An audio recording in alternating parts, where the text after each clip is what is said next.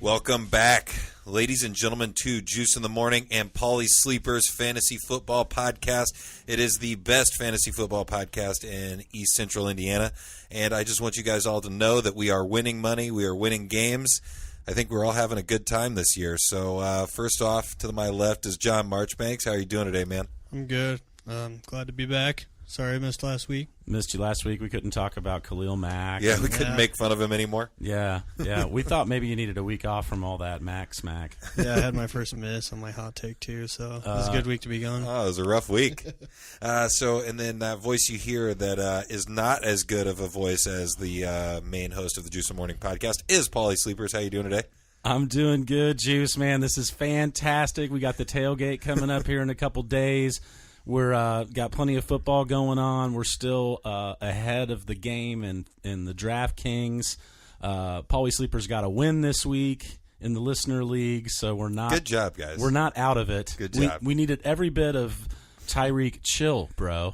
Yes. His 3 touchdowns. On that third touchdown, we beat Josh. He's down in Florida. Josh's reaction was, I'm going to go out in the ocean and wait for a shark. All right, and then also filling in for this week, we have Smiley taking over for Jackson. You think you can fill his shoes? It's big shoes to fill, but I think that's capable of doing it, so we'll see how it is. Welcome back, Smiley. Filled in for John last week and filling in for Jackson this week. So, Smiley, you're becoming a familiar face all of a sudden. I like it. It's much more fun than what I'm used to. Well, your insight last week, especially when we started talking about Deshaun Watson, and they peeled it back this week. We talked about how scary he was playing. But just your insight on that and some of the other things, I went back and listened to it, and I was really, really impressed, man. Thanks for coming back. No problem. Thanks for having me on. I think also what's really awesome is the fact that you guys are growing on Twitter and you're having such a presence that people are actually watching. More people are watching on our Twitter than I think I've ever had all the shows combined that I've ever done. We've got 12 to 20 people kind of in and out. So really, that's nice. That's a lot better than what it's been in the past. And just so that everybody knows, we will be live on Twitter as well for the tailgate pod. The sound may not be as great, so definitely look for the podcast later. But if you are watching during the tailgate, we will have a little bit of time to answer questions before we actually get the games going. So if you have some last minute fantasy football advice that you're looking for, we'll have it for you. Guys, we're going to have a great tailgate. What Juice is talking about, it's before the Colts game. We've been planning this since August. It's going to be live. The Bills game, the Bills Mafia are in town. I've been working for months to get a member of the Bills Mafia to stop by the podcast. A lot of them were like thinking it was a trap, maybe. And they were worried. But we got actually an old buddy of ours, John Porter, who Smiley does know and Jackson knows as well. He's got a Bills tattoo. He's a hip-hop artist as well. I'm excited about that. I didn't even know about the hip-hop. John's a hip-hop artist. He used to work with us at Dryer Reinbold, but he's doing what he wants to do, and isn't that what we all really want to do? And that's what I'm doing right now with you. So thanks again for having us. But the tailgate's going to be awesome. It's going to be McCarty and South Streets, south of the Drum, the Lucas Oil Drum. We're going to have Josh is making biscuits and gravy nice. while supplies last. Also on my Bloody Marys that have been nicknamed Dragon's Blood. Oh, I'm excited. Homemade I love Bloody Marys. Marys. That's one of my favorite drinks. And we're going to have cornhole, and we're going to be talking shit. There's a water bet. There's there's some water to be. Can I go out on a limb here real quick and say I originally offered the pocket because I thought that wouldn't be bad, but actually what I would like to do is rescind that. I know that there's a wheel and all that stuff, but right, you're going to spin the wheel and get what you get. Could I just do like a giant splash in the face? Like that would be even better. Well, because then it may be, but you're going to spin the wheel of water. This is from the footballers. Yeah.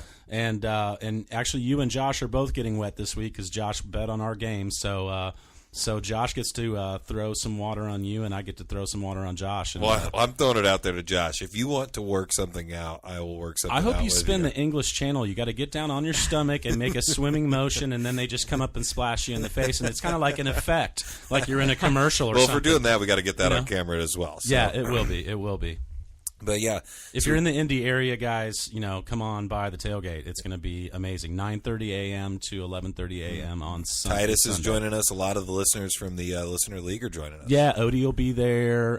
Jeff from the Listener League. Josh, obviously. Jackson's not going to make it this week. Jackson has some family stuff, so prayers go out. There's the family issue and somebody close to them that's having some problems, and they're going through a lot right now. So he's with his family, which we consider him family, but you got to take family over fantasy football and everything else. So we appreciate all of his hard work and thinking about him this week. Much love, Jax.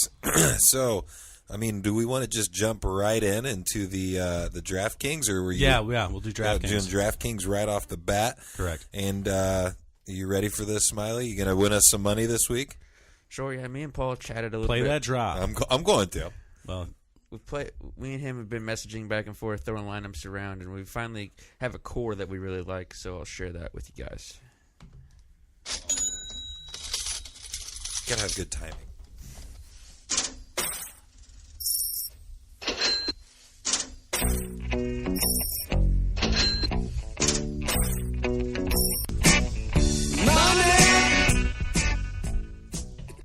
This is what we're going to make this weekend, right? yeah, money. Oh, yeah. We're over the initial investment. We are. We only lost a little bit last week. Jackson's lineup was so close. Okay, Dude, there was times I was looking at it, I was like, oh man, we're going to win a lot of money. I played it and I won. And in the contest we entered you in, we won some of them and we didn't win other ones. And when you do a lot of entries on one cash lineup, you either hit or you don't. Yeah.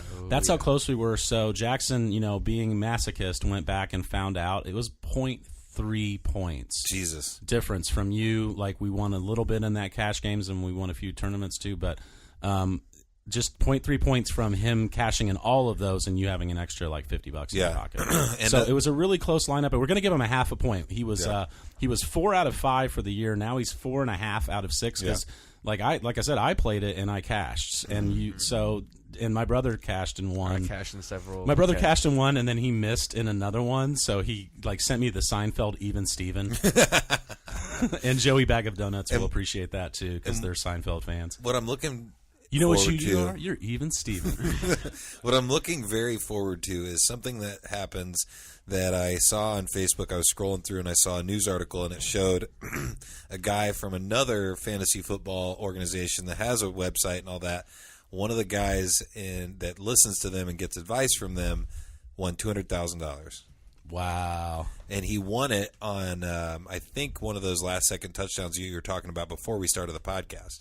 He was like 10th or whatever, and he was going to win like $500 or $1,000, and then that like last touchdown by Hill or whoever scored, and then that pushed him over and put him into second place, which won him $200,000. Very nice. So that's going to happen for us. It's going to happen. It may not happen this year, but it's going to happen. We usually have a pretty solid hit like that once a year, and it pays for the whole year and then some. So it's usually on a week when Julio goes off because we always play Julio, and there's the never Julio hashtag on Twitter, and I always put always Julio because like if you don't have him when he goes off, you kick yourself. Somebody else does. Yeah. Now he's not on the main slate this week, but what Smiley and I have been talking about is getting a solid cash core lineup, and then. Just to touch on, we usually don't talk about the tournament strategy, but I'm going to do a little bit. And by the way, if you go on Saturday, you'll be able to go to pauliesleepers.com and see a couple of our main lineups. We'll do our Juicy lineup of the week. That's for the Juice in the Morning. That's the lineup that we play for him. I mean, these are lineups that we're actually playing, guys. So when we post them on the website, that's what we're putting our money in. And we don't charge for them. And we don't charge for it. And there's tons of places that charge, and we're up on the year, so you don't have to pay for it. And there might be a Patreon or something like that in the future. Yeah, absolutely. Where I say, hey, if I won you money, like throw me some cash. But so far we've been doing this for a while, and we haven't asked for one dime. We just want your loyalty, and we just love fantasy football. So been looking at these big lineups, and the one that had won the $1 million last week was the guy that switched over and played Brock Osweiler to Albert Wilson. Oh, wow. And Albert Wilson once this year has gotten 150 yards and 2 touchdowns all-purpose, and he did it again And as cheap as those guys were, he was able to. This is obviously a guy that plays fantasy football, because if you look at everything he had around him, they were all super solid plays. A couple of our plays were on there, and he won $1 million by. And that news that Tannehill wasn't going to start was hours before the game. Right. And so it's a ballsy move. The guy that won that week one was Ryan Fitzpatrick's stack out of nowhere. Mitchell Trubisky won the week before last. So this week, Paulie Sleepers is looking at some really cheap plays. And last year we hit big with Blake Bortles, and I don't think he's that play right now. But Mitchell Trubisky against the Patriots at home is a good play for the money. C.J. Beathard at home versus the Rams is a good play because they'll allow points, and he's so cheap. And then, believe it or not, like it might be a week that someone who starts Derek Anderson versus the Colts wins because he's just really so cheap. Not. Worth a chance. Well, really hope not. Derek Anderson's thrown 7 touchdowns in 7 years, so he's due for one because he hasn't thrown one this year yet. So, what did Smiley bring for us today? Like, well, he's got the core lineup, and you're doing. And did you already give your advice for the one that you were saying, the tournament? I was just going to say I'm going to build some lineups around some really stupid bad quarterbacks because they're cheap, and those are the ones that have been hitting. Now on the cash lineup, we want something a lot more solid. So Smiley's going to talk about that. Okay, so we're just going to start out with Cam Newton starting at $5,900. Philadelphia's good old Cam, he's solid. He gets the run, he gets the pass, so that's a good, solid, safe bet at $5,900. Not spending big, not spending low, right in the middle there. That's cheap for Cam. $5,900 is cheap, and they're at Washington. At Philly. Oh, at Philly.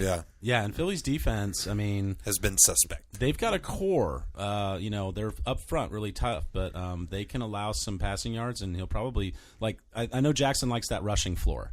That rushing floor you get from Cam, and especially when you can get him at $5,900, that's a great cash play. Yep, and then I think we're going to go next to Todd Gurley. He's just been a stud the whole entire year. He really good. Had a career week last week with 208 yards rushing and 3 touchdowns, I think, against the Broncos. 205 yards rushing, 3 touchdowns, and he's cheaper than he was last week, right? He was $10,000 last week. He's $9,800. And he's $9,800. So he hits when he's $10K, and then he goes under $10K. He really should have gone up, but I think they're just scared. People are hardly ever 10,000, except for Lev Bell every once in a while. Right. And a lot of people stayed off of Gurley last week because of his price tag, and Jackson played him, and he hit. He got 3 touchdowns at 200 yards. Jesus.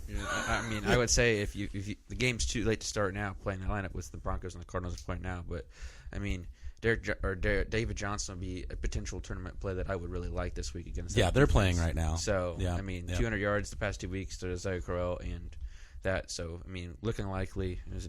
Gurley is a stud. What wide receiver do we like? We like Adam Thielen. He's just had a stud muffin kind of year, and I like that stud muffin. Yeah. He's just been solid all year.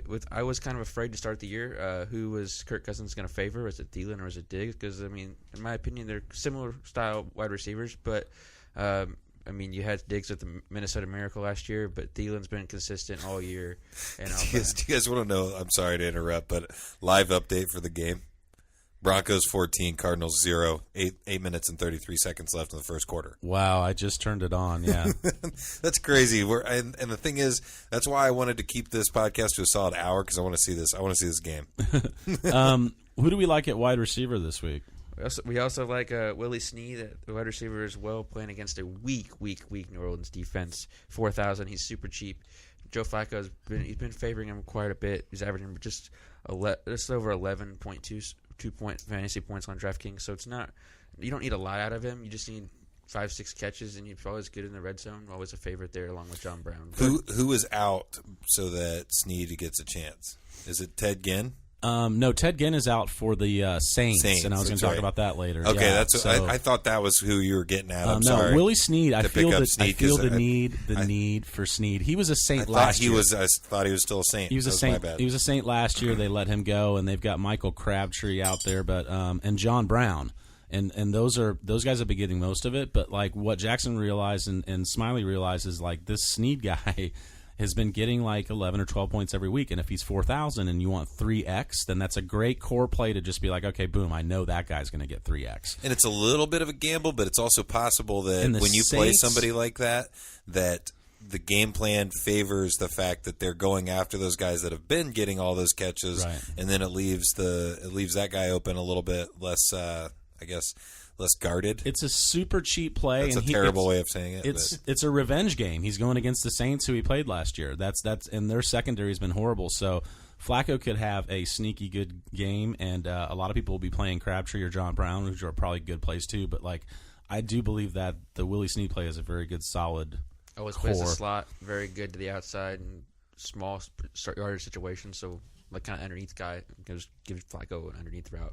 I think he has good hands. I don't know if he's been called out for not having good hands. No, he does. I feel like he's a pretty sure-handed guy as well. I like Snead. He got suspended last year, and then New Orleans kind of put him on the shelf, and he's got another opportunity. We were talking Eric Ebron early in the week, but I think we got off of him because Ty is actually looking more likely to play. So I mean that would help the wide receiver core a lot, which you'd like to see here in Indy. But we're gonna fade that to David Njoku against a very weak, just like we mentioned with the New Orleans defense. The Tampa Bay defense is very weak against the tight end as well. So Njoku with Baker Mayfield.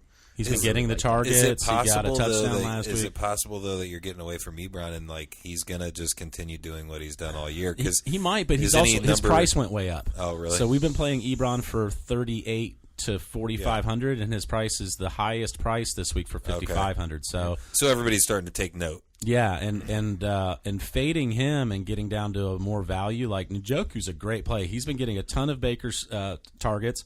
You saw him hook up with Baker in the preseason. You know he's going to target that position. I mean, that guy is a great play, a great fade off of Ebron. You want to get the guy when he's value, and then when he gets priced up there and everybody else is playing him, you want to find out the next Eric Ebron. Mm-hmm. And with Ty coming back too, that could be a great. I mean, they want to get Ty going. What if Ebron gets 3 catches because Ty gets 12? Yeah, exactly. So that's a good play too. Who do we like at defense?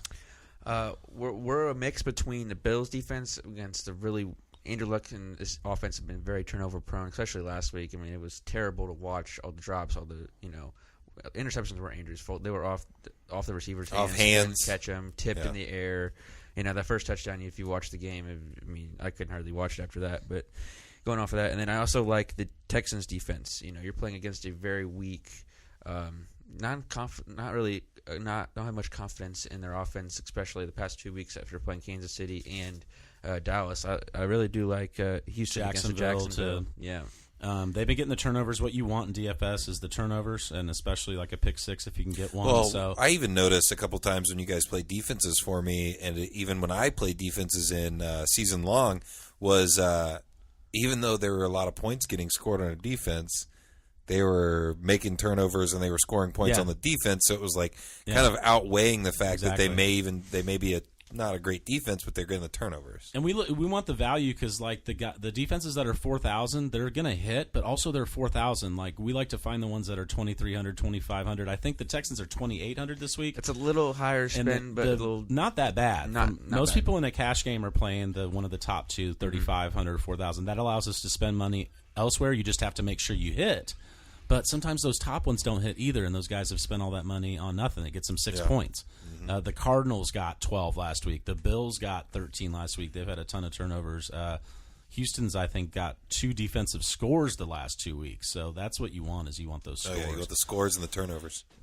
Yeah, so we're looking at Zeke in the tournaments as well. We want to get him in there. Adam Thielen definitely is getting 13 to 17 targets a game. He's the number 1 wide receiver in fantasy football. If he was Julio Jones or Odell, he would be priced at 9,800 on DraftKings this week. But and they're throwing the ball a lot. He's 8,600 because nobody's used to him being number 1, and he is. Yeah, they are. They can't. I mean, they ran a lot better last week. Latavius Murray. I have something on that got later. It done. But anyway, we've got some great core plays, and if you go to Paulie Sleepers on Saturday, we'll have it up in the afternoon or night. Sometimes it goes up a little later at night. People are waking up Sunday morning and looking at it, and it's probably 2 or 3 tournament lineups, and then Jackson's cash lineup. But this week it's Smiley and Jackson's cash lineup. It's pretty much this is Smiley's game this week, and we like where you started. Is there anybody else you?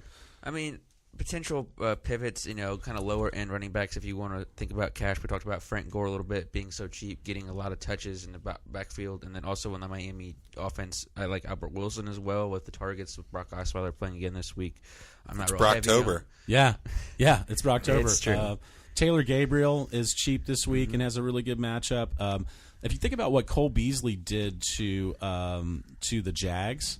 That's Kiki Kuti on the Texans, and they've priced him down because he had a couple big weeks and then he had a stinker. So he's only like $4,600. I like Kiki this week. These are probably more tournament plays though. The guys we talked about before, Cam and Thielen and Gurley. I mean, your lineup's gonna have Cam, Thielen, and Gurley. You're gonna cash this week. I already told you. I guarantee you, the cash lineup will hit this week, and we'll be we'll be back in good money. All right. So, what is it that we're gonna win again, guys? All right, so John has brought in with him the buy and low sells, or buy low and sell highs. Let's get to that right now. Is this the real life? Is this just fantasy? I don't want no scrub. A scrub is a guy that can't get no love from me. Everything died in the house. I got scared. I dropped my hot pocket. All right, so who are we buying low and who are we selling high today, John? Okay, I'm going to start with the sell high candidates. The first one I'm going to go with is Keenan Allen. He is not producing that well right now. He's still got that name recognition, though. People like drafting him first round. I think you can sell him high still and probably get away with something. He hasn't had a touchdown since first week. He hasn't had over 100 yards since first week.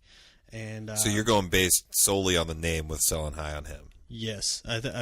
I don't think he's going to produce that well for the rest of the year, but I think that people are going to see that name and be like, oh, I mean, I'll give you something good for him. He's been targeting a lot of Mike Williams, Tyrell You Williams. have to produce to be a sell high, don't you? I mean, not necessarily. This is sell the name. Yeah. This is sell the name, and he's got 12 to 13 points over the last couple of weeks. So, I mean, people who are desperate for wide receivers right now, they're going to see, you offering them Keenan Allen. They're going to be like, oh, yeah, I'll just accept that trade. I'm desperate for a wide receiver right now. Low floor, low ceiling. Well, let me jump in because, you've come over the top of a couple of our takes and been right. So I'm gonna throw a flag on this one. You got your computer out there. You work for Pro Football Focus. Yes. Who's covering him this week? Malcolm.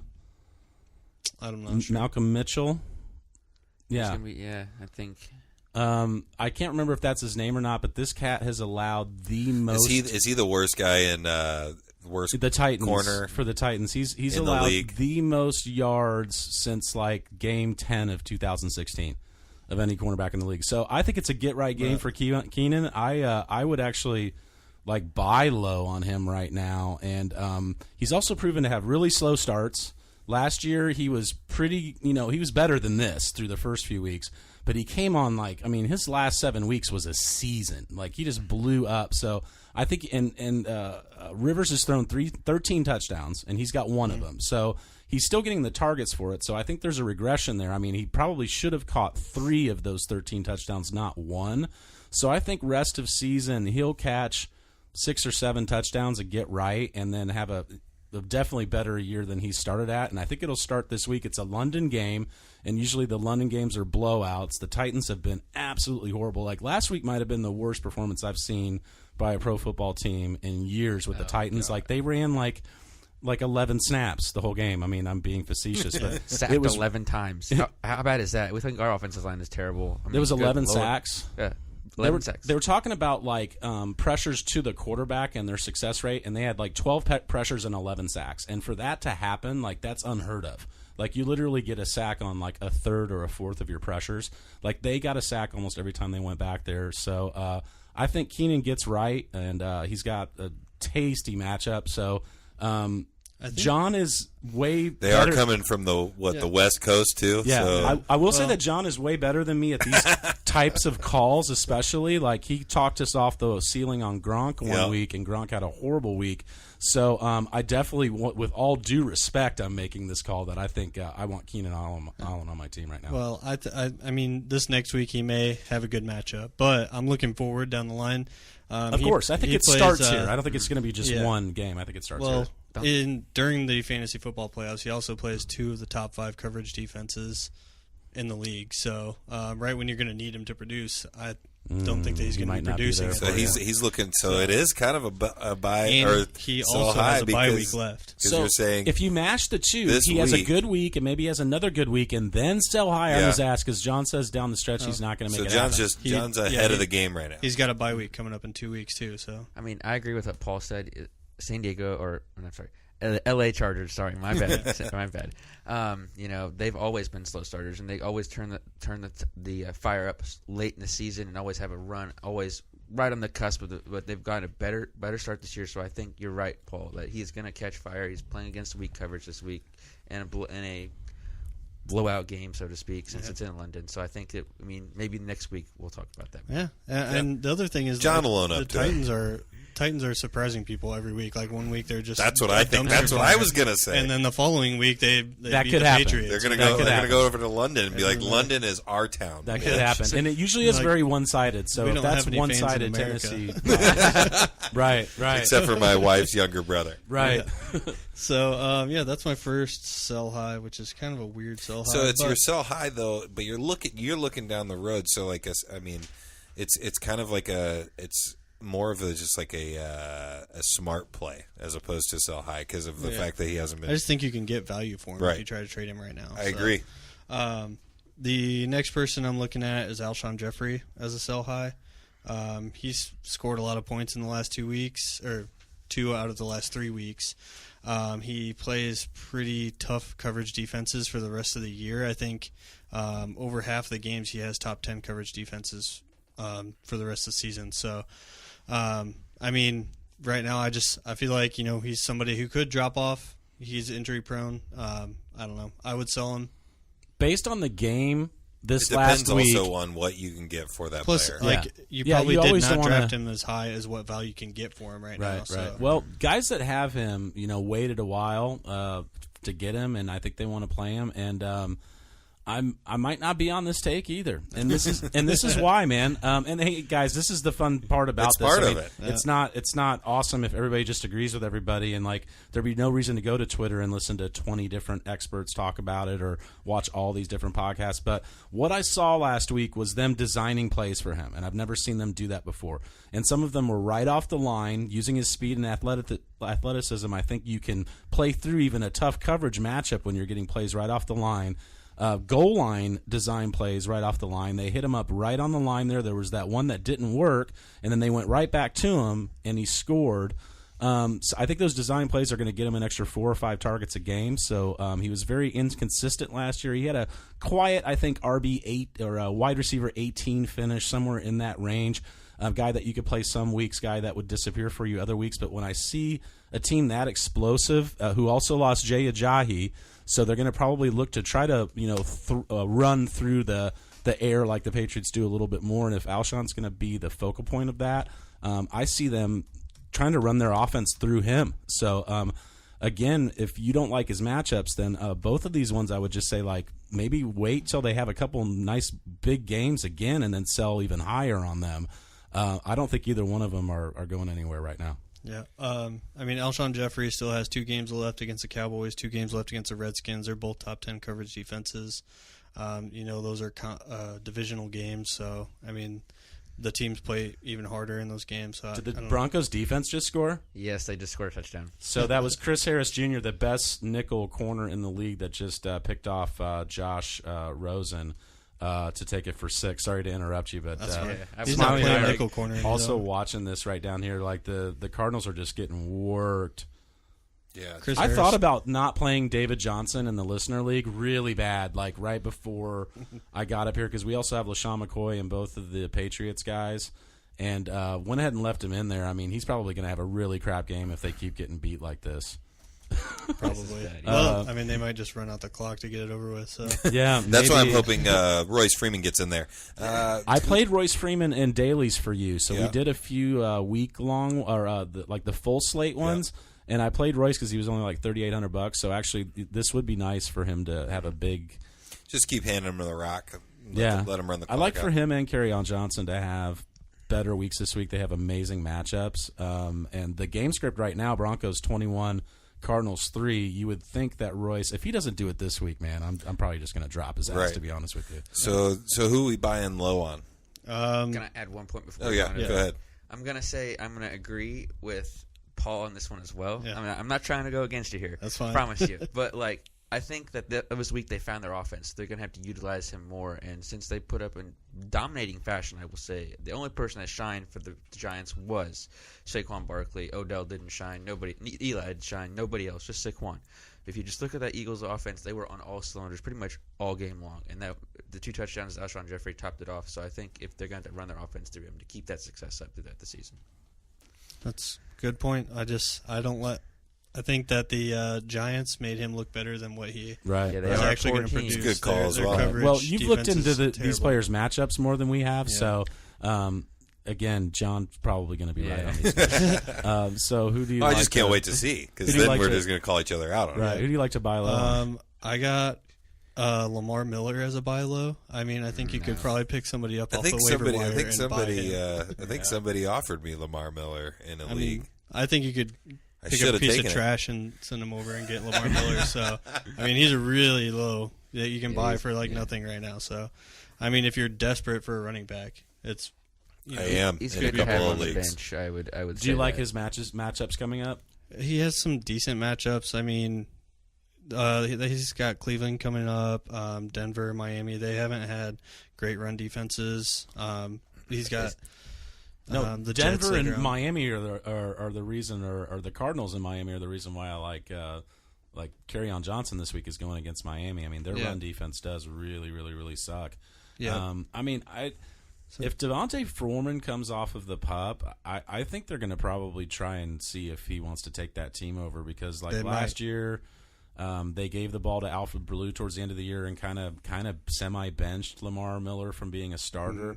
And I mean, I think that team looked a lot better when Blue was out there and they just had Lamar Miller on the sidelines. But also, if you can get if he gets the workload, I mean, there's so much scarcity at the position. So Yeah. I mean, he's still getting 15 touches a game, so it's higher than the touches average are running there. back you're going to get off the waiver and like wire, you said, you so. could probably get him really, really cheap. So Really, really cheap, so. That's why I You said can buy just low. pick- I'm like you just talking. pick up a piece of garbage and throw it to somebody. Yeah, he's like they'll the give last you man on Lamar your Miller. bench. I mean, I agree with that. He's very, very solid player. If he just, I don't know, is he fully healthy now? Is my question because he had that chest problem a couple weeks ago. He's so. shown as healthy on ESPN. So I mean, I would agree with that. You know, he may come out of the blue, not to make a reference. Pardon the pun. Nice. And then the last buy low I have right now is Marshawn Lynch. He is not going to be producing for the next couple of weeks until Kelechi Osemele gets back. So if Kelechi Osemele comes back and he's healthy, the Who's interior line, he's the offensive Offensive guard. line. Yeah. So last week they were playing their third string offensive guard. They had 2 offensive rookie tackles playing. So until Kelechi Osemele gets back, he's not going to be producing much. So I think you can get him for, pretty easy money right there. I mean, you could probably trade him for somebody on the waiver wire once again. And I think as soon as Kelechi Osemele gets back, the interior of that line is really good, and he can score those goal line touchdowns. Right. You see the first 3 weeks he's scored.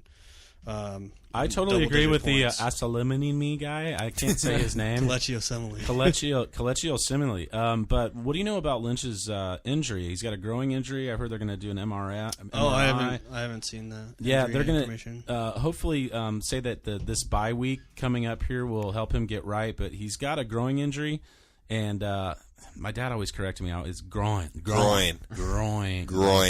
He's not. It's not growing. Yeah, I was going to I've ask you never about said that, but that. you were really close. You Yeah, were real close. I know. I kind of say it. You've wrong.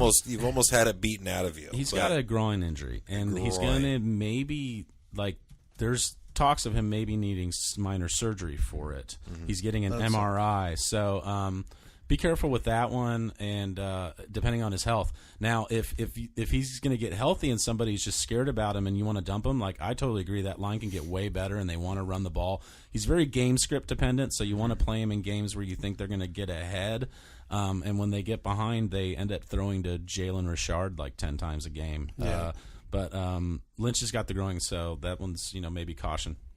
Yeah. Sorry, wasn't aware of that injury designation right now. That's so. okay. I agree with buying low at that point. It just depends on how severe the that health. is. Yeah. If it's the surgery, I wouldn't do it. But if he's gonna, just sit for a couple weeks, let it come back to normal, and then another reason. Follow me on Twitter at Paulie Sleepers, and then I always check with this at Dr. Jesse Morse, and he had a video about it today, but I didn't get a chance to watch it. But there are some of the docs saying that this injury could require minor surgery, but I mean, that's definitely hasn't been diagnosed yet. It'll have to be after the MRI. Gruden's calling it a strain, and they have a bye week now. So a lot of people are saying after the bye week, he's probably going to get right, and because those can be very minor as well. So another thing about getting on Twitter is things get blown out of proportion too. Right. So if he's good to go after the bye week, he's a beast, man. Yeah. He's totally a beast. I just in playing him against high-powered teams that can put up a lot of points, I'd be worried to play him because as soon as they get down, Gruden abandons the run if they get down really bad. Just give him the Skittles, man. He'll be fine. Yeah, exactly. Just to go along with the statistics portions of it, I mean, the first 4 weeks when Clutchy Assembly was in, he scored over double-digit points, and he was going up every game. As soon as Clutchy Assembly was out in that Chargers game, he scored single-digit points. That's a good correlation there because, I mean, Josh and I were talking about how, Lynch had been looking really, really good, and I didn't link it. You got to, definitely got to follow these lines as well, and John's a Raiders fan, so it'd be asking us if Costanzo is back, which he is. Oh, yeah. Costanzo is back. They look better this week. Yeah, they did. Who else do you like, man? Those are all my takes. Yeah, those are the buy lows and the sell highs. Right on. Yep. Thanks for bringing those, man. I mean, the buying low and the selling high is always something that's you got to take seriously. You got to look at your league. You got to look at who you have. I haven't been trading a whole lot, actually, at all this year because every trade I feel like is trying to screw me over and help the other team. But I think that it's something that's important, and then also, the waiver wire is big. But we also decided this week that we were going to break down some games. I put down some notes.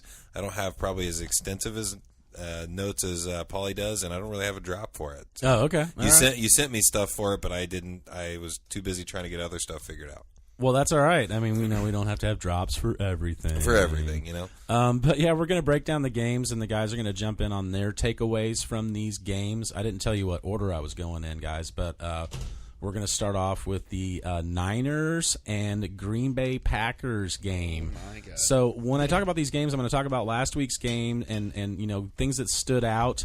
And these guys' takeaways from the game, and then we're also going to talk about simultaneously who they're playing next week and matchups next week, and through here talking about guys you want to pick up on your waiver wire. And I've looked at this morning after waivers have cleared, what percentage these guys are. So these guys I'm going to talk about are probably out there on your waiver wire, guys for you to pick up. But we're going to kind of mash everything into this game breakup. So it's the Niners Green Bay game.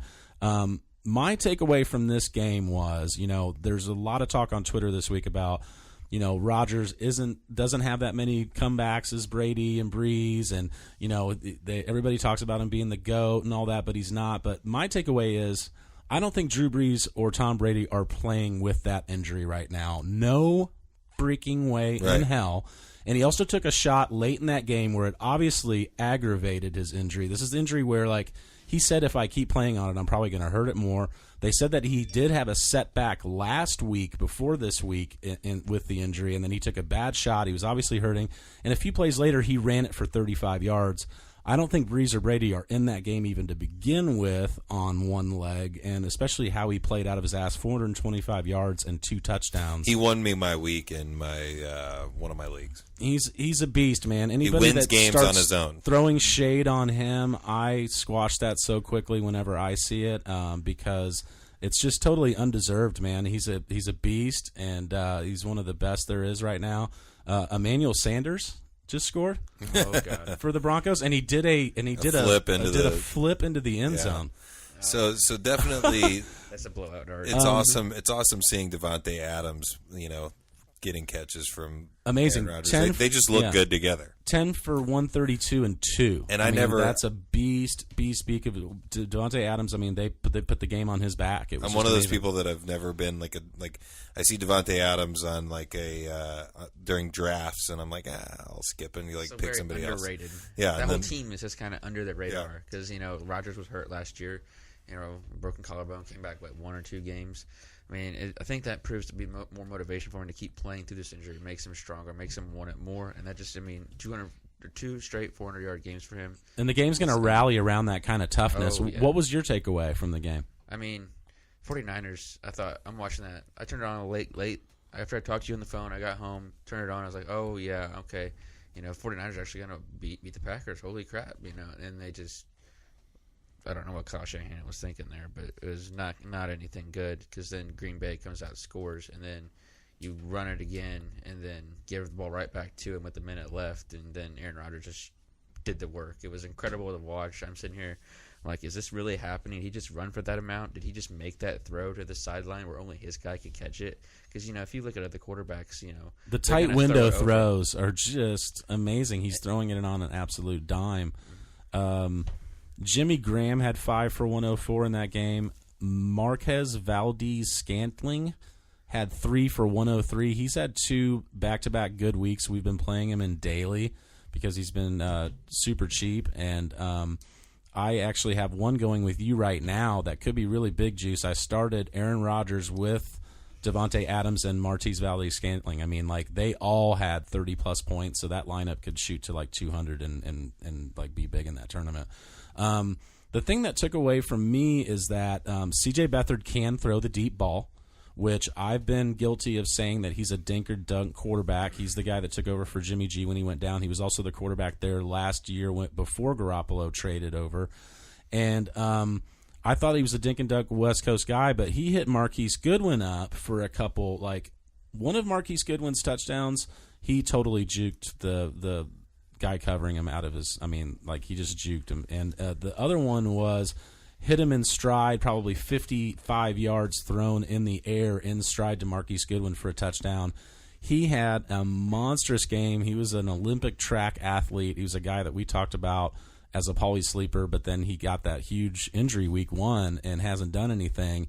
He had 4 for 126 and 2 touchdowns. So, he basically did what Devontae Adams did with 10 targets and 4 catches. Right. So Aaron Jones had a touchdown called back, and Aaron Jones fans are just furious right now because they just keep waiting for a breakout. And I warned people of playing him because his pass protection is so bad. I don't even think that's why he's not out there.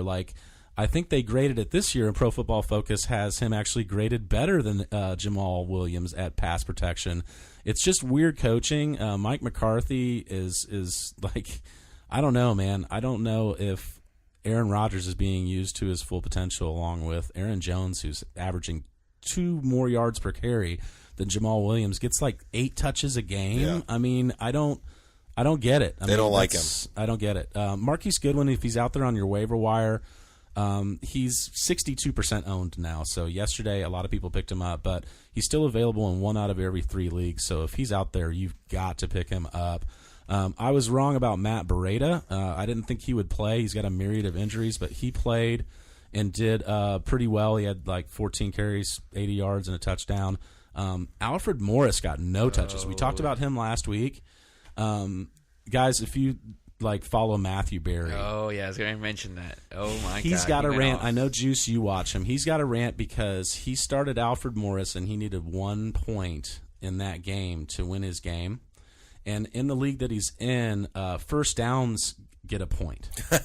So Alfred Morris was only in for 1 play in that entire game, and he did get a first down, but they called it back. Oh, God. So he got 0 points, and he lost by 0.9 points and went on this rant of how it was the worst loss he'd ever had. He couldn't believe he couldn't get 1 point. He was inconsolable. Field Yates came over and gave him a hug. He was I haven't watched them much lately, but I can just picture it all. Well, you can watch it on Twitter. It's like for 1 minute, and just to see the pain in his face over a fantasy loss, and we've all been there. But this week, condolences to Super Dave from the Elmo League. We went toe-to-toe and tied the game. There's no decimal points in that league. It's a standard league, no flex, 12 teams. It's a really tough league. We tied 129 to 129, which is like a huge score for that league. That league, if you score 100, you win. Right. And we were both number 1 and number 2 scorers that week, and there was a stat correction, and I won the game after we thought it was a tie, and the smoke had cleared. What a cheap feeling. And Scotty from the league texted me and was like, remember that? Because me and him tied one time, and then there was a stat correction, and Scotty won. He was like, what if you get that stat correction back from 2006, remember? And it happened. Like, he texted me today. He was like, stat correction. So, like, I ended up winning 130 to 129. So, anyway, I had to give a shout-out to Super Dave because I told him I'd say something about it, and he had as bad of a loss as Matthew Berry did this week, if not worse. But moving on, Alshon, like I said, I got on my notes here. They had design plays for him. He went 8 for 74 and 2 touchdowns. I think he'll get about 4 more touches per game than what we're used to. Ertz, 7 for 43 and 1, locked and loaded. Did you move on to a different game? No, this is totally did. That's Philly. So okay. we were done about the Rams game, I think. Marcus Goodwin pickup. Sorry, yeah. So let's move on to the Eagles and Giants game. I'm just trying to make sure I'm on the same page. I told everybody to pick Smallwood up over Clement if you wanted to pick one of those guys up, and I mentioned you, John, last week. I said, because of and he got the looks. He outsnapped Clement 2-1. And he got 19 touches to Clement's 12, but Clement got the touchdown. And really, they both kind of sucked. Yeah. Neither one of them were good plays, so I have to apologize for telling people to pick up Wendell Smallwood. But if you have him in PPR, I still would hold on to him because he's getting a lot of targets in their passing game, and he just didn't get it last week, but he definitely got the touches. So if you see positive regression coming, I think it's coming there. But OBJ got frustrated. We were watching the game. I think he took his helmet off, and they said he was going to get an IV.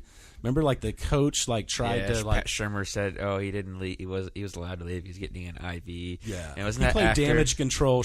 The coach played damage control, saying OBJ with 1 second left on the clock, and didn't he just walk out? He walked out into down the tunnel. The tunnel, yeah. And came back out after the half, and you could see him at least he acted like he was going to take his shoes off on the bench. You don't take your shoes off when you're playing football. But there was a huge controversy there, and I think he wants out. In all honesty, I don't think he's comfortable in that offense. I think the only reason he's playing is to Saquon Barkley, and Saquon Barkley is the leader now. You saw him with that. If we want to call that a monster game, that was just a ridiculous screen pass. He just ran well. Watching him, he ran every play well. At least when I watched a lot. He of did, that and game. he's a beast in the passing game. And one of the sites broke down some next gen stats for him. They project a play for how many yards it should get based on everybody else around them in the play, and it's how much you exceeded the projection of the play. And that passing touchdown that he got, that was 55 yards, that he just blew through everybody and zigzagged back and forth across the field. The statistic was he should have gotten 17 yards on that play. Yeah. So he actually it has the best play this year that no one else would have made that play. That 55-yard touchdown was just beast mode. But Odell's not getting the looks. Well, if you watch the way that offense is called, if we're talking about how often plays are called, I mean, is it fully the fact that Manning can't get it down the field? Because that's what it looks like. He's not even looking downfield. They literally threw. When I was watching, it felt like every pass was line of scrimmage to 5 to 7 yards. I mean, Saquon Barkley had more targets than Odell Beckham Jr. In the passing game. So I mean, he's obviously not throwing the ball downfield. And I was talking Does he have time to throw the ball down the field? Is my question. It looked like it. I was talking to my wife's older brother, and my wife's older brother said that he thinks that the Giants thought that Eli had a lot more left in his tank than he did, and he thinks that he made a bad choice by them keeping Eli around. Yeah, and also drafting Barkley. I mean, it was a rich quarterback draft. I mean, most of them are starting this week, and some of them are pretty damn good. That they probably really screwed up their. Could you imagine somebody? Could you imagine somebody like Mahomes isn't a rookie, but like somebody like a Mahomes or the guy from the Baker Browns. Mayfield. Baker Mayfield. Yeah. Like, could you imagine them in an offense? Which I don't know if they would. They may not have changed the offense, so it wouldn't have made any difference. But one of those guys being able to actually throw the ball downfield to the guys they have, and then also having Saquon Barkley. I don't know if they would have been able to have Saquon Barkley and one of those QBs, but No, they've got to find somebody. they got to have in free somebody out agency there with now. a strong arm that can actually run that offense. They got to draft somebody or find somebody in free agency now. Yeah. You've got next week. You've got the Eagles versus Panthers. Start all your Eagles, obviously, and you've got the Giants at the Falcons. So maybe a chance for the Giants to get right because the Falcons' defense is just absolutely horrible. So maybe they do bounce back this week. I mean, you're obviously not benching Odell if you have him. I'm definitely not saying start Eli. Good Lord. Like I said, he's not even looking downfield. Can I bring up something really funny about Eli real quick?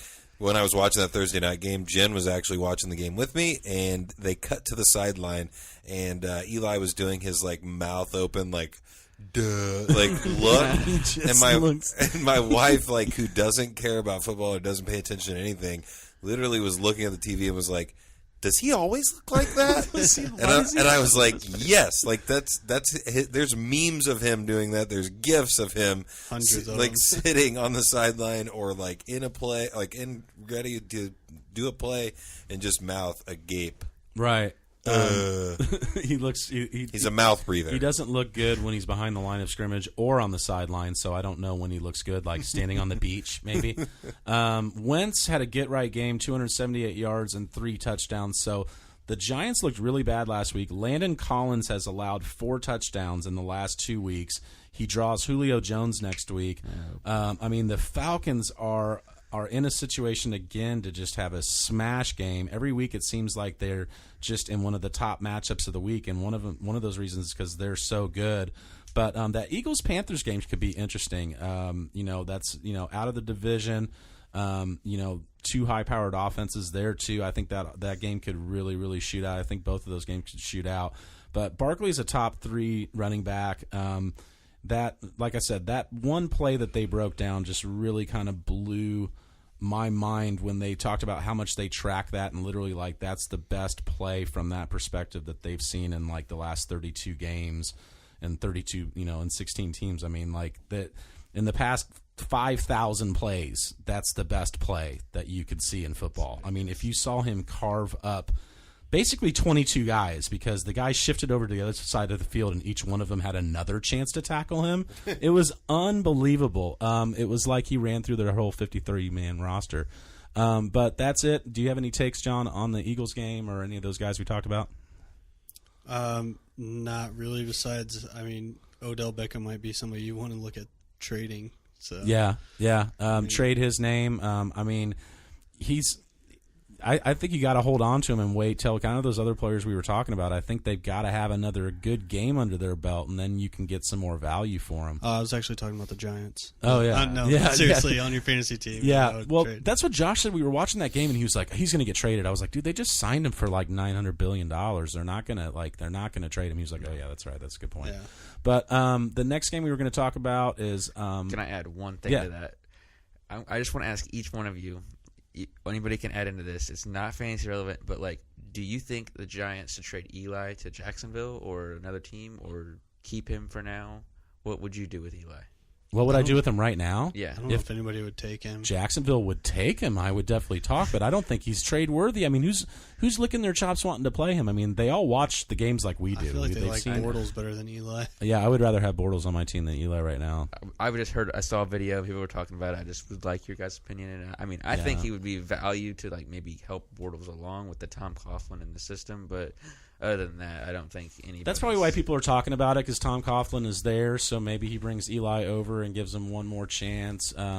These are probably Eli people that are just wanting to see him not die. I could see him going to like a team that has a rookie starting quarterback, just like they can help them develop. But Right. That's Like the only use I see out of Eli right now. like Sam Bradford really just died last year, so like maybe he goes over to Arizona to help Josh Rosen or something. Yeah. But I mean, Smiley, I would if somebody would like want to talk offers, I would definitely want to talk offers for trading Eli. Absolutely. So the next game is the Bucks versus the Bucks and the Falcons. Falcons look really good for a 2-4 team. Yeah, really, they're good for fantasy, man. That's Right. for damn sure. And the Bucks play the Browns next week, and like we said, the Falcons and Giants play next week. So the big thing here is Devontae Freeman is on IR now.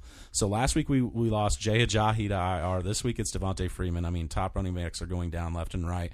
But if you listen to the podcast this week, a certain Paulie told you this is a concerning injury, guys. This isn't the growing injury that he missed several weeks for. All of a sudden, he's got a foot injury. I didn't hear anything about a foot injury, and he was held out of practice. So I told everybody last week to pick up Ito Smith, and we played him in DFS, and he scored, and he's been getting red zone looks. He's on a high-powered team. Interesting stat that I saw. If you followed me on Twitter, follow my buddy James Coe. He's really big. He's got one of the check marks, and he's a follower of mine. I'm a follower of him. We talk about different stuff, and he was talking about yards created by the offensive line. And Ito Smith is number 3 in the NFL right now for 1.7 yards per created, and not getting that big play yet. So there's huge regression coming for Ito Smith because the line is making it happen. And by the way, the same stat shows Tevin Coleman as the bottom 5 in the league. So maybe even a changing of the guard coming up. I mean, Coleman's been on that team for a long time. They traded, they drafted Ito Smith. He's young, so people were saying, probably 60-40 split. I'm saying there could be a situation where it's a 60-40 split the other way. I think Ito Smith is that much better. And I hate to say it, Tevin Coleman's an IU boy. He's a Hoosier boy. He has been very good for that offense. I'm definitely not saying he sucks. He's pretty damn good. Especially if they lose 2 more games. I mean, they're going to have to start looking to develop their rookie. But I told everybody I want you to be in a position to where your team goes to try and pick up a guy and goes, God, when did you get him? He's if you watch all the shows, everybody's saying pick up Ito Smith this week. If you listen to this show, a certain gentleman told you to pick him up last week, and we smashed on DraftKings with him too because he scored again. He was bone cheap last week. $3,100. That is dirt cheap. Yeah, and that's why we played him. It was $3,100, and he scored. So that's a big takeaway from us with Devontae Freeman being on IR. The Winston pickup was huge. I said he was player of the week last week. Pick him up off your waiver wires. And he's now owned in 70% of leagues. But so a lot of people picked him up this week. But that's another one I told everybody to pick up last week. He had 4 touchdowns. He was only a few points behind Patrick Mahomes. So that's a waiver wire guy you pick up, you put in your lineup, and he gets you 40 freaking points. And he's got some great matchups coming up. Ronald Jones didn't get the looks. It was Peyton Barber, 13 for 82, 4 catches for 32 yards and a touchdown. It would be Peyton Barber will be in a good spot if you could start him at the right time. Next week he plays the Browns. He's only 43% owned. I'm not giving him a high priority, but running backs are a premium right now, and it's a scarcity position. So if you need to punt and you need a running back later in the week, somebody gets hurt, you need to fill a spot, I say Peyton Barber, you can put him in there and get 10 points from him. Each tight end scored last week, so Winston really likes his tight ends, and Bray and O.J. Howard both scored. Chris Godwin is a guy I wanted to talk about for a minute. He's 45% owned, and he's scored in every game but one. So he's out there. That's somebody you could pick up. I mean, these guys on these high-powered offenses, when somebody becomes available because of injury or whatever, just pick that next guy up. And what's happening, interesting with Atlanta right now is that Ridley is hurt and Sanu is hurt. So Mohamed Sanu was our pickup of the week last week. He came in and got 2 catches for 44 yards and a touchdown, and then got hurt really early in that game. So that was a great play for us, but unfortunately he got hurt and missed most of that game. So him and Calvin Ridley are both hurt. Next in line, I don't know, John. I was going to ask you, who's even on that roster if both of those guys miss time? Who's going to be playing for Atlanta? I was going to have you look that up. But what's your takeaway from these teams, Smiley, while he's looking that up? I mean, first of all, you got to look at the defenses, and they're just both are terrible. I mean, the Bucks and the Falcons. Anybody that plays those teams, look to start a running back or a wide receiver, whichever is the better of the two, or both in a tournament lineup if you're playing a DFS. But overall, I didn't get to watch much of it, but if you have Atlanta at home, I'm going to take Atlanta offense every day of the week. Right. On the road, maybe fade him a little bit. But overall, I mean, Matt Ryan looks good as ever still. I mean, weak team, like you said, Juice, one of the best teams at 2-4. I mean, I was saying the Colts looked good at 1-4 last week, but that didn't prove to be well. But this team looks a lot better, looks more composed. They've lost some guys on defense, kind of trying to find themselves on that side of the ball. So, I mean, they almost gave it up there at the end. If you watched, dude, I wanted to see that happen. That was my takeaway from the game. Was like I wanted to see that lateral craziness. And Deshaun Jackson catch it and dive in. Like I wanted to see it. If he would have caught it, they would have. It would have gone in. Mm-hmm. Yeah, that was an amazing game. I know Jackson really likes Baker Mayfield because they're playing the Bucs next week, and he's a guy you can pick up and play right now. He's not like my pickup of the week, but he's definitely one of the quarterbacks I think you could pick up and start that this week. Him, Joe Flacco, and Mitch Trubisky, I think, are all in good situations and got good matchups to play. But Chris Godwin, like I said, I think is a pickup. Austin Hooper, we talked about him last year. He was one of those, like I said, guess my rank. Remember I did guess my rank? Like, he was ranked number 9, and he went 9 for 71 and 1. So now he's going to probably be ranked like number 6 or 7. I mean, he's a guy, especially if those other guys go down. If Sanu and Ridley miss time, they're going to keep going to Austin Hooper. He's in a great offense. I don't even really think he's that great. He's just in a great freaking offense. Yeah, that other receiver's name is Justin Hardy. Justin Hardy, he was 3 for 33 last week. I see it in my notes now. So that guy will be maybe playing Justin Hardy. He was on the team last year, and if those guys are hurt, man, that's like another DFS just playing for the bare minimum because he plays on such a huge offense. But Ito Smith last week, he scored. I think he's a great pickup. Tevin Coleman owners, his value just went way up because he's the man now. That's going to be a split, but it's a split on an offense that scores a ton. So Ito Smith is still 42% owned right now. So I say go pick him up, play him if you need to, and thank me later. Who else we got?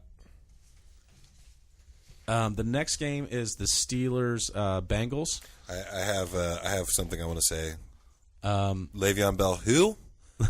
Yeah. And do we want him to come back? No. I don't know. We'd have to ask Joey Bag of Donuts being out there in Pittsburgh. Just what leave they're it, man. now. 5.8 yards a carry is what Connor is averaging.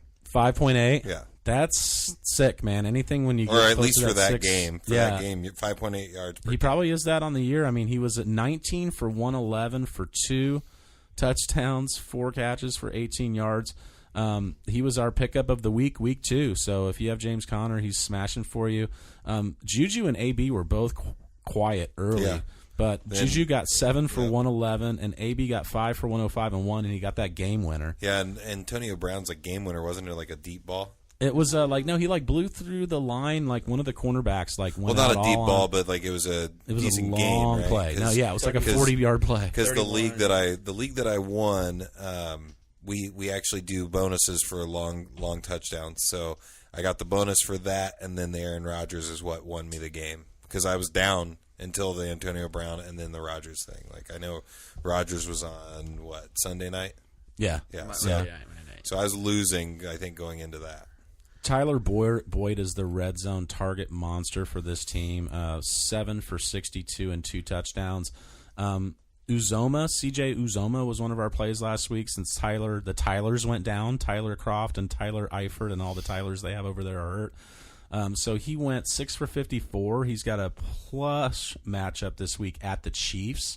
So that Bengals-Chiefs game will probably shoot out. I think it's going to be a shootout because three defensive players from the Bengals were injured as well in the game against Pittsburgh. Nice. And it was I think it's going to be a big problem against the Chiefs because the Chiefs already have that fucking awesome offense. You got some notes down there, Juice. I told you I took a little bit. You got some notes written down there. You watched a little bit. I did call them the bunglers, by the way, but I forgot to say it. So I'm just going to throw it out there. Anybody that's a Cincinnati Bengals fan, I hate the Bengals. It's just a team I don't like. I don't know why. I have no reason to not like them, but I just don't like them. They're good for fantasy right now. Dalton was a little quiet last week, 229 yards, 2 touchdowns, but he's got the Chiefs.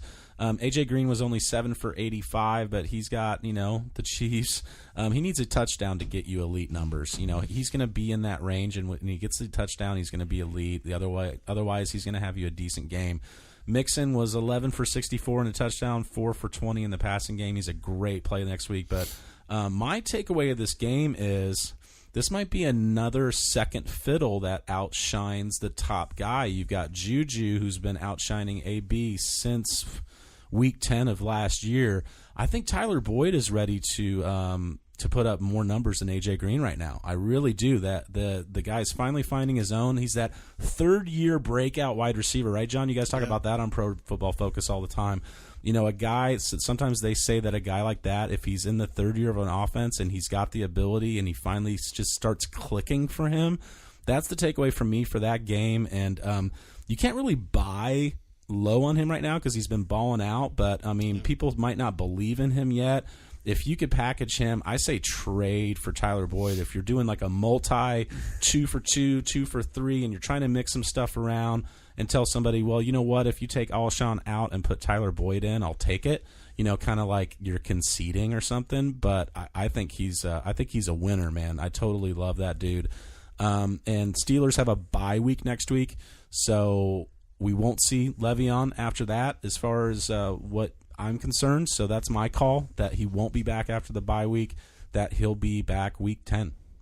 No sooner when he than has that. to be. Exactly, and not 1 minute before that. That's probably what we should have figured out a long time ago, and it's just kind of hit me like a ton of bricks here this week. It's not happening until week 10.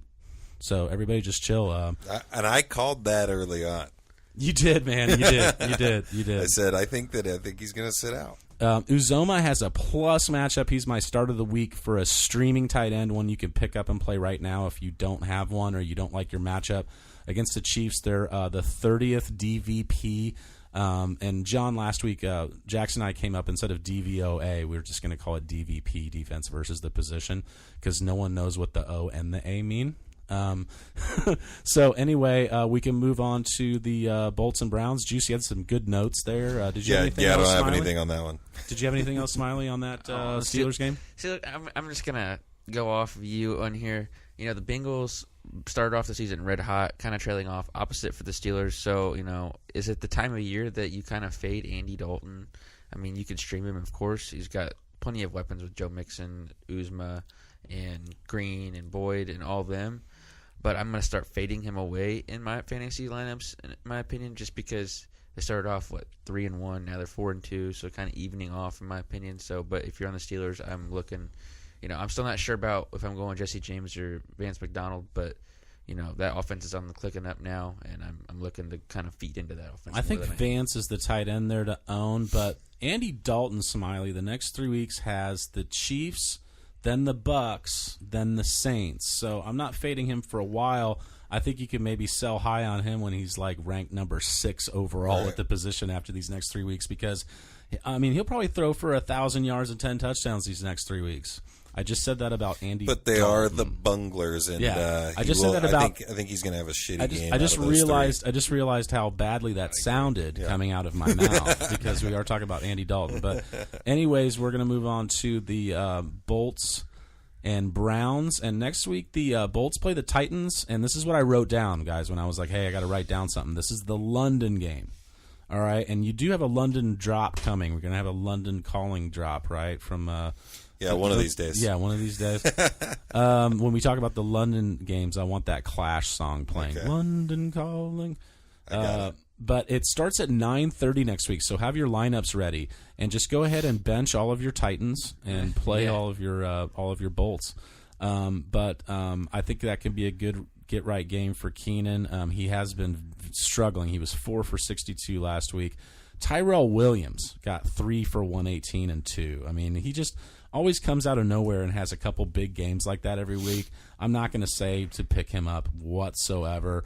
Him or Cole Beasley, both those guys will get 2 touchdowns. And Cole Beasley got 2 again this week. Don't pick up those guys. Like, those are loser plays. But Njoku, who I mentioned several times, this year got 7 for 55 and 1. He's got a very soft schedule ahead. Rivers, I might, look elsewhere next week because that London game, I think they can smash, but I think it's going to be a lot of Melvin Gordon and maybe not like super high flying. Just to disagree with you, I think the Titans are just going to have like an awesome game. But they're only going to score 6 points, and then the other team's going to score 3, and they're going to win. That's what happens. The Titans blow up and score 6 points, and they win 6-2. That's what I'm saying. And right they win now. 6-3. 6-3, the most boring game, but it's going to be really cool for the people over there because it's just going to be like soccer. Right. Where people don't score a lot. I feel like the London games are always boring.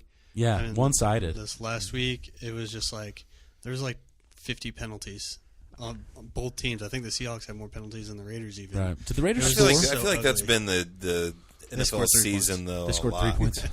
Like just too many flags. Like it feels like the games are taking longer. When I watched last week, the Colts game, I was like, it's still the first half. I felt like I'd been watching the game for a long time. Yeah. I mean, But it's good for scoring, so let's keep it going. Carlos Hyde, I think, will bounce back next week against the Bucks. That's a tasty matchup. He better. Jarvis Landry had 2 catches for 11 yards, and Antonio Callaway, who's leading the league in air yards, which is like code for not catching balls, had 11 targets and caught 2 of them for 9 yards. Holy shit. So there's been a lot of people on Twitter talking about, well, that air yards stat. And that's like they track all the, the air yards, right, John, from Pro Football Focus? Like air yards are like everything that could have been, right? Like they track, like if I throw a 45-yard pass to you and you drop it, like that's 45 air yards, right? Is that how it is? I don't Or is think it that's what how they catch? Is that not what they call it? Like to me, it just seems like air yards is code for like what could have. The air yards, It's like kind of could have Deshaun been. Jackson air type yards is guys? like how far the ball traveled in the air till they caught it. Oh, okay. Not like those shovel passes that Albert Wilson takes 75 yards to the house. He didn't get 75 air yards right there. He Right. ran I think they're 75 tracking yards, though so air yards per target even, and They like probably track. Oh, I'm so sure they do. they're trying to say Callaway is just due for a breakout because he's just had all these crazy like air yards. I don't know. To me, they sound like make believe because I mean he had 11 targets and caught 2 for 9 yards, but they've got a plus matchup versus the Bucks. If there ever was a get right game, and we were talking about the Giants facing the Falcons. If there ever was a get-right game for an offense and a struggling Jarvis Landry, if he doesn't produce this week, he's kind of in the situation that Keenan Allen's in. Like, they have very good matchups. If they don't produce this week, I would be very, very worried about them going forward. Melvin Gordon, 18 for 132 and 3 freaking touchdowns. It's nuts that he's existing and Todd Gurley's existing at the same time. Yeah. who do you think the king of LA is? I was going to ask you guys. Right. I mean, because they're both just phenomenal this year. I It's think still Todd Gurley, but geez, Melvin Gordon is the guy that like nobody talks about. Exactly. That's doing That's almost doing the all of it. same Yeah. exact thing. Shout out to Josh Miller, who has him in the 2 big leagues, who was a big on him this year. He had him ranked higher than most people did, and he's number 2 at the position right now. I mean, the guy is going off. But the Bolts play the Titans next week, and the Titans play really slow, and unless they do what you guys are talking about and have a breakout game, I think that game could be like a London stinker, like London fog. Yeah, it will be. And the Titans are going to win. no. So we're ready to move on to the next game if you guys are Yep, Yeah, let's that go. sounds good. So Bills Texans, and next week the Bills play us, and that's our tailgate game. So the Bills are traveling here to Indy. Colts next week. by a million Colts by a because million we're having our points. podcast there. And the Texans who play at the Jaguars next week. So I don't know how Case Keenum's doing, but somebody texted me and said, I think I'm going to start Case Keenum over Deshaun Watson. And I said, no, dude, don't do that.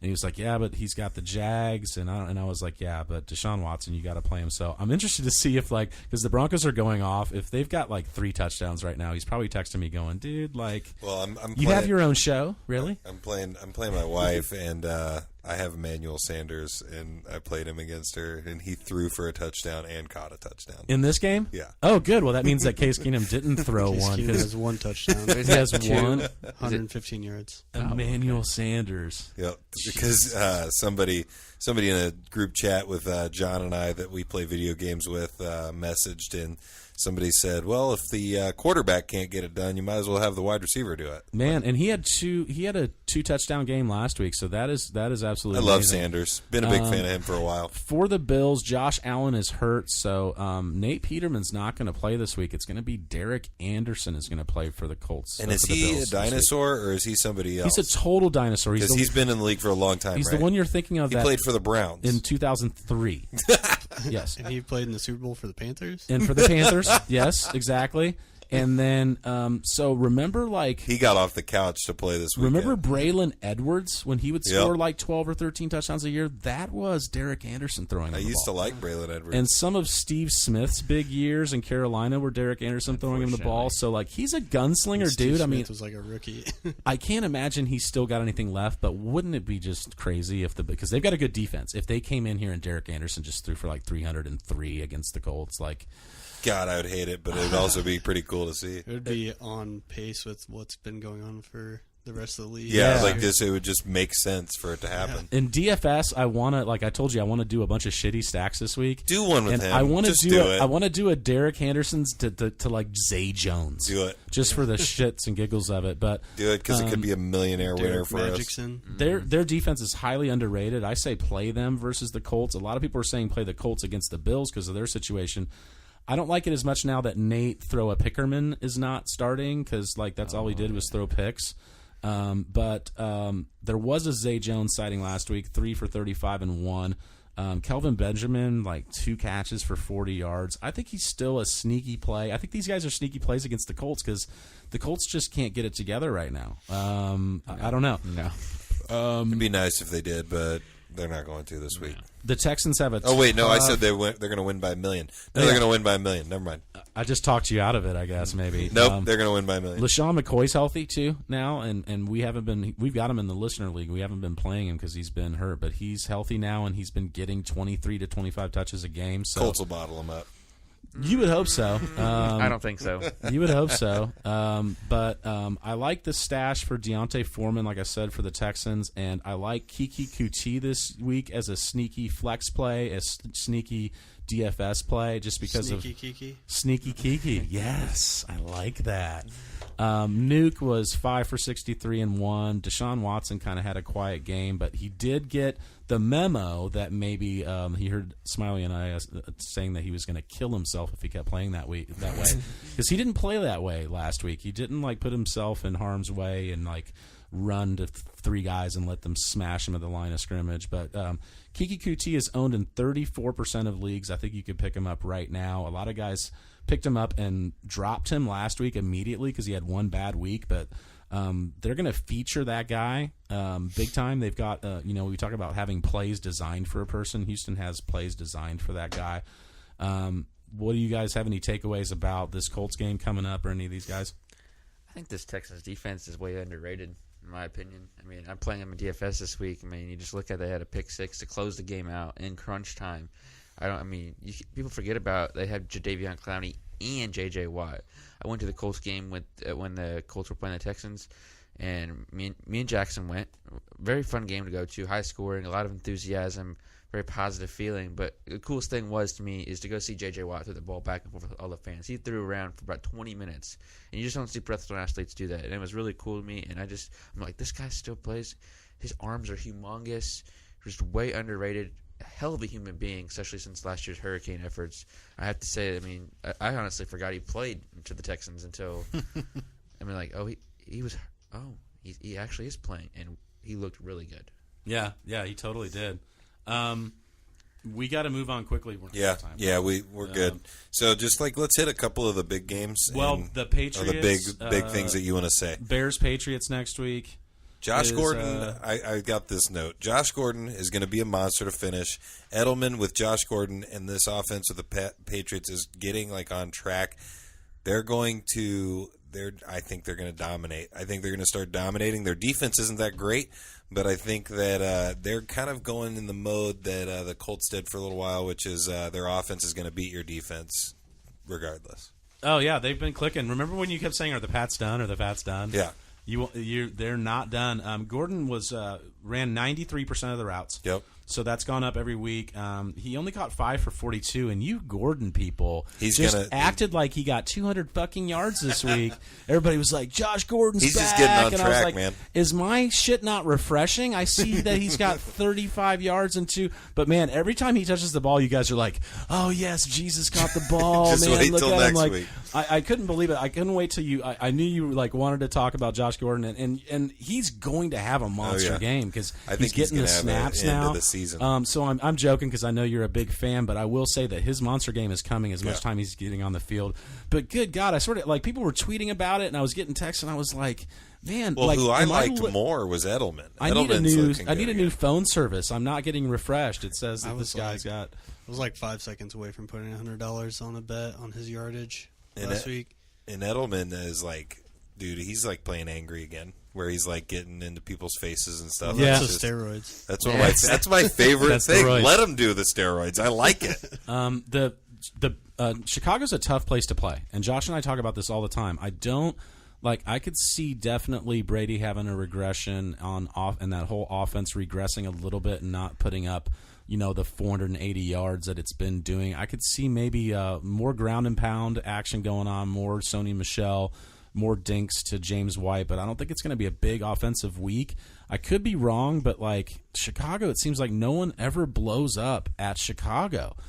I think it's a very tough place to play. And they're going to want to keep Khalil Mack off of him too. So because that could like end like Tom's career if Khalil gets a hold of him. So you're shaking your head over there. Is that what the game going on right now? It's a 35-3. 35-3 at half, and they scored a touchdown right at the end of half, and it was Royce Freeman. Who I kept on my bench on accident. Like, well, the thing is, I had this wasn't the week to start him. We just want to see him start getting some work. I mean, I wasn't gonna like, but I did start Sanders, so I was pretty happy. Yeah, Amino Sanders is a badass.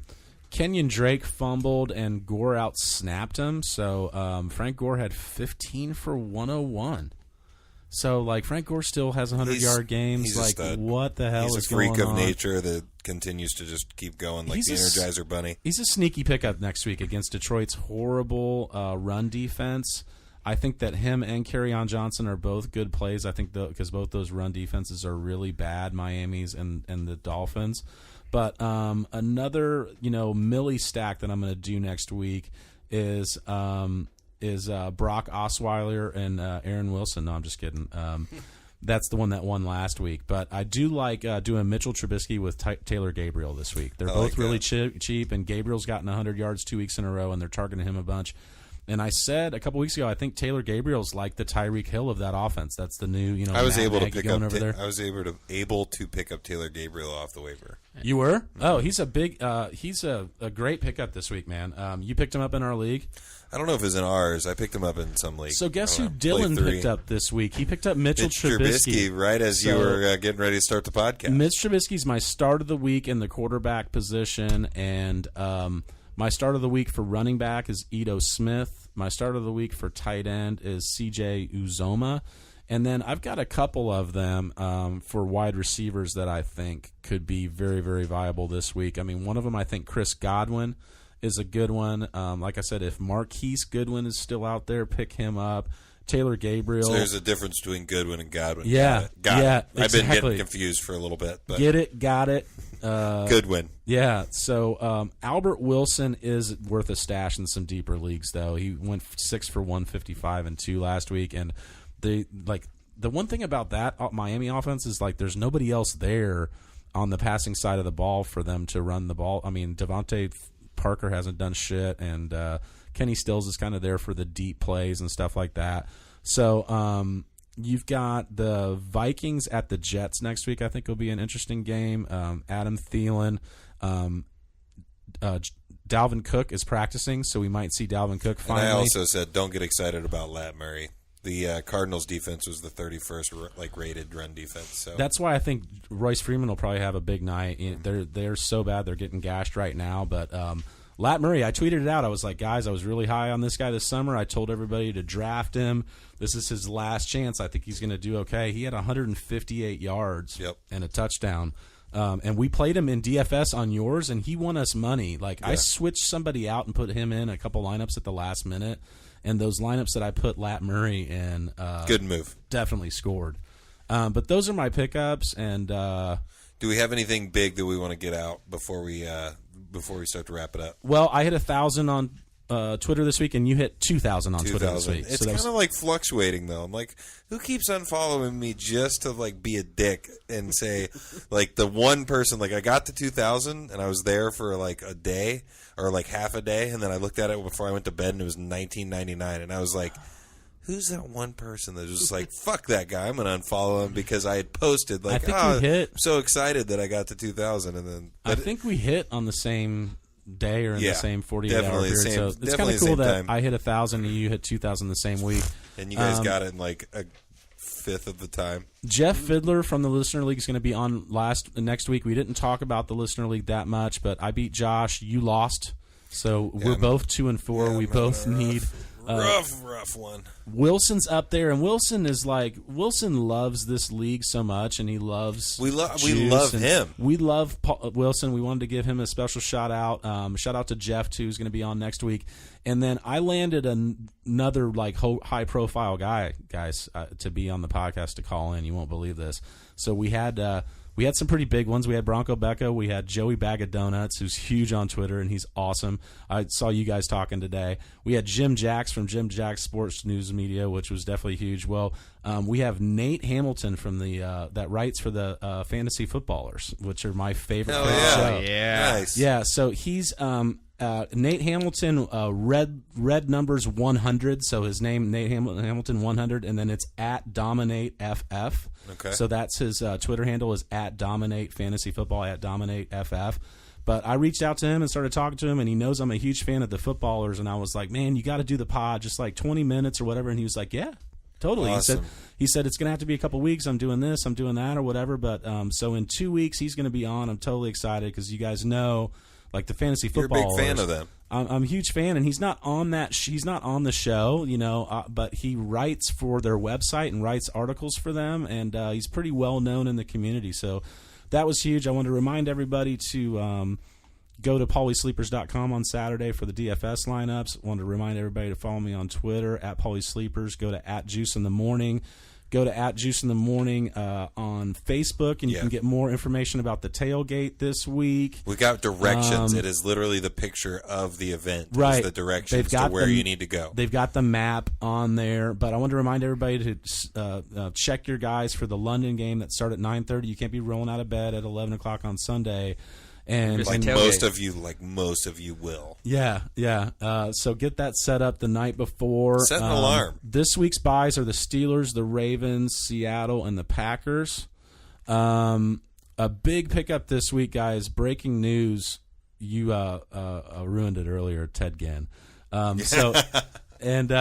Ted Ginn's on the IR, so like huge sneaky pickup, and he had 115 yards for 2 touchdowns. The last time he played is Traquan Smith, the That's rookie. who I was wanting to like point to, and you were like, hold off. Yeah, let's wait. I wanted to throw that one out at the very end because I've got a lot of pickups this week. But I'd say that Ito Smith and him, I think, are the ones Traquan that like. Smith. You can't. Ito Smith is the Atlanta Falcon guy, and Traquan Smith is the Saints. And doesn't it sound good to just pick up Falcons and Saints? Yeah, that was good with that. I mentioned this. My brother at 1999 said, "Hey man, you just started playing fantasy football. Get guys on teams that score." Yeah. And it just sounded so elementary, but I've always thought about that. Like playing, I get Eagles and Patriots and Saints and Falcons and Buccaneers, and those guys score a bunch of points, and you win. Yeah. So what do we got before we're out of here? That's it? Yeah, that's pretty much it. Come to the freaking podcast at the tailgate. Yeah. It's going to be a blast. We're going to talk. You'll be able to probably get on the podcast at some point or another. It's going to be really free form, and it's going to be a lot of fun. If you come and you want to be on it, then you can sit down and be on it. We'll have a rotating microphone, and we'll have everybody on that damn thing. Right. And you're going to be able to meet not just the people from Paulie Sleepers. You're going to be able to meet some of the guys from Juice in the Morning. It's going to be a blast. And just one really quick thing. Monday American, you're going down. I am a little worried that you have Royce Freeman and Philip Lindsay playing, and it's going into the second half, and they're up 35-3. Wow. So Wow. those guys might get the ball a little bit. Yeah, they But might. anyways, let's go watch the end of this game. Love you guys for listening. Interact with us. Keep interacting with Paulie on Twitter, at Paulie Sleepers. Keep interacting with me on Twitter, at Juice in the AM, at John Marchbanks 1. Do you have an at? I really don't go on Twitter as much. I just follow people, pull up things. I mean, if you really want to, I'd post a lot. I'll post it. I'll tag at Juice in it. I'll tag Paul in it. And Yeah. you guys can follow me there, and I'll tell you on Sunday if you guys come to the tailgate. There you go. Let's go. Peace out, guys. See ya.